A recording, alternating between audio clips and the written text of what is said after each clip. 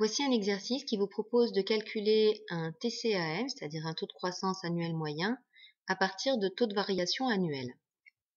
Donc l'idée d'un taux de croissance annuel moyen, c'est de trouver l'augmentation moyenne, fictive puisque c'est une moyenne, par lequel une valeur a été augmentée ou diminuée chaque année en moyenne pour obtenir la valeur qu'elle a à la fin de la période. Donc en fait, notre PIB en volume ici a augmenté de 1,2%, puis a augmenté de 6%, puis n'a augmenté que de 0,9%, puis a baissé de 1,8%, a augmenté de 3,2% et a baissé de 0,5%. On a donc obtenu à la fin une valeur du PIB en volume à la fin de l'année 6. Eh bien, si on considère que cette augmentation, cette variation avait été linéaire tout au long de ces 6 années, quel aurait été son taux de croissance? Voilà, donc ça c'est les principes. Maintenant, voyons quelle est la démarche de calcul à réaliser. Alors tout d'abord, il convient de transformer les taux de croissance annuels exprimés en pourcentage en des taux de croissance annuels qui seraient, où on aurait éliminé le signe pourcent. En fait, ici,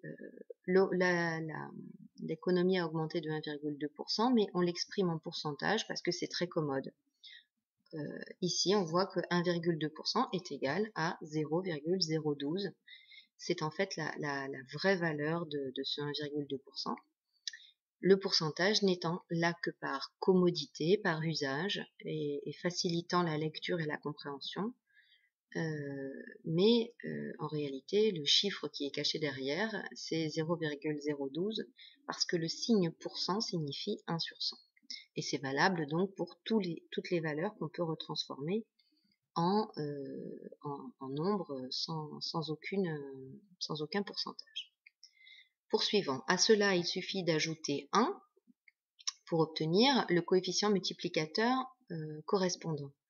Alors, c'est assez pratique parce que, en fait, une augmentation de 1,2% signifie ou est équivalente à dire que cette valeur a été multipliée par 1,012. C'est équivalent, c'est la même information qui est donnée sous deux formes différentes. Donc, le PIB en volume a augmenté de 1,2%, eh bien c'est équivalent à dire que le PIB en volume a été multiplié au cours de cette année-là par 1,012. C'est vraiment la même chose. J'ai pris aussi un autre exemple, là d'un taux de croissance, d'un taux de variation négatif.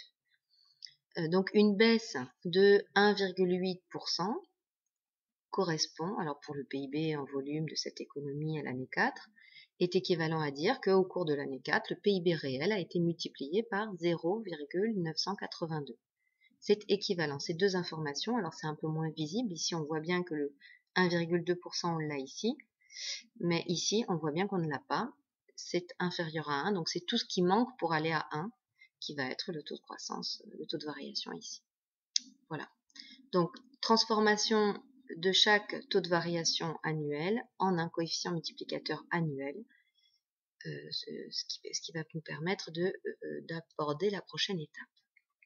Alors, la prochaine étape consiste à calculer le coefficient multiplicateur global sur toute la période, c'est-à-dire qu'on va multiplier chacun des coefficients multiplicateurs les uns par les autres sur toute la période, et on va obtenir le coefficient multiplicateur, c'est-à-dire le chiffre par lequel le PIB en volume du début de l'année 1 a été multiplié pour obtenir le PIB en volume de la fin de l'année 6. Voilà, donc ce chiffre, c'est 1,0914.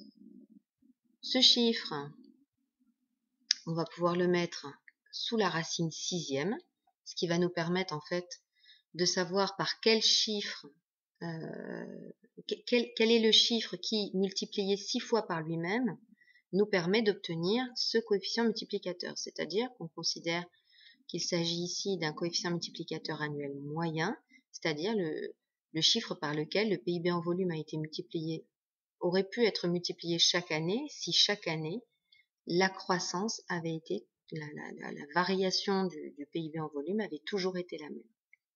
Pour la calculatrice, vous pouvez très facilement utiliser le petit signe circonflexe, chapeau circonflexe, hein, pour avoir la puissance. En fait, c'est à la puissance 1 sixième, c'est écrit ici, donc 1,0914 puissance 1 sixième est équivalent à racine sixième du coefficient multiplicateur global. Et donc, on peut maintenant retransformer ce coefficient multiplicateur annuel moyen en taux de variation, hein, une multiplication par 1,01468 équivaut à une hausse de 1,468%. On le voit ici, les chiffres sont là. Parce que on revient en utilisant cette formule, le taux de variation égale le coefficient multiplicateur moins 1, et bien on obtient ce résultat-là. Enfin, la phrase qui convient: entre l'année 1 et l'année 6, le PIB en volume a augmenté de 1,468% en moyenne et par an. Ça, c'est la fin de la phrase qui est extrêmement importante.